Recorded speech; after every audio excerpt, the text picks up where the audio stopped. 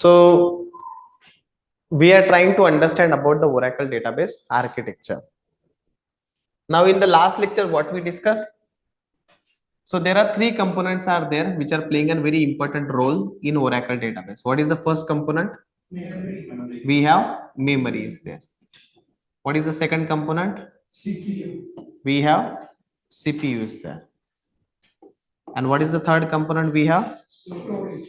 We have a storage is there. Correct? This is my storage.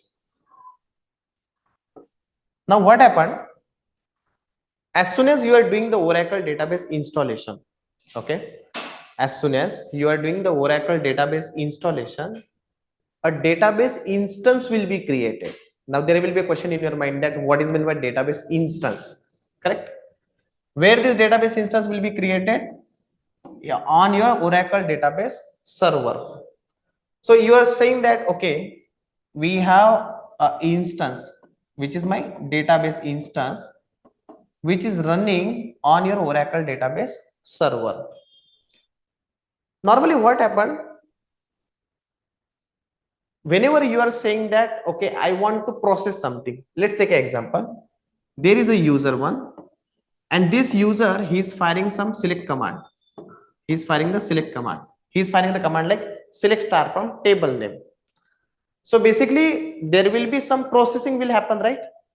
Where this processing will happen? Inside your memory. Inside your memory. Who will do that? CPU. So what will happen here? When you fire a command like select star from table name, this instance play a very important role. How? The person who is saying that I want to select a data, he is not actually getting connected to the database. Here is your database. Here is your database. This person is not connecting to the database. Where he is getting connected? He is connecting to the database instance. So actually your architecture will looks like this. You will have database instance over here. You will have database instance will be over here, and below that what will you have? Storage will be there, and this storage is basically your database. This storage is basically your database, and inside the database you will have your database related files like your ESP file, control files, data files, password files, and other files. So where the files will be stored? Inside your database. Now when user one is saying that I want to connect to the database, he is not connecting to the database. He is connecting to the database instance, which is a part of your memory. Which is a part of your memory. Why he is connecting to the memory? Because when he is firing a command like select star from table name, this command will be executed inside your memory. It will be processed under your memory. And once the processing part is completed, now it is a time to retry the data. So from where the retry will happen? From the database. So first of all, it will process over here. The query will be processed over here. And finally, the data will be getting from your database. So whenever you say that, you know, how you connect to the database?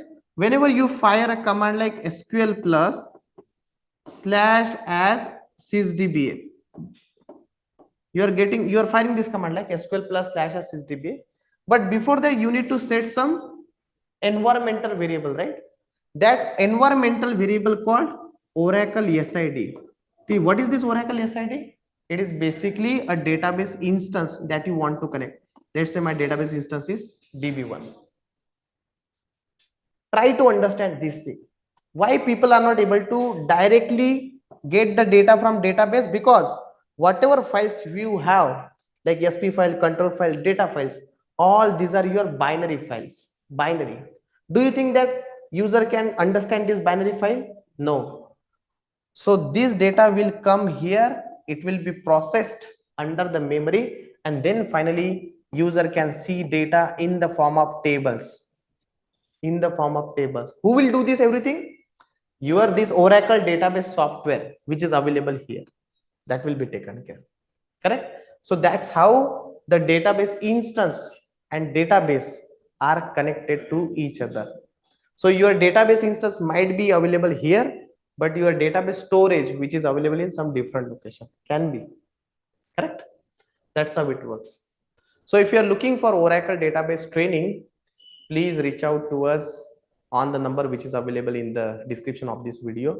And we have offline classes also available in Pune location, as well as online classes are also available. We will help you to make sure that you'll get placed as Oracle DBA, and we are definitely going to help you to start your career as Oracle DBA. If you don't want to join, that's okay. Please do like, subscribe, and share this channel.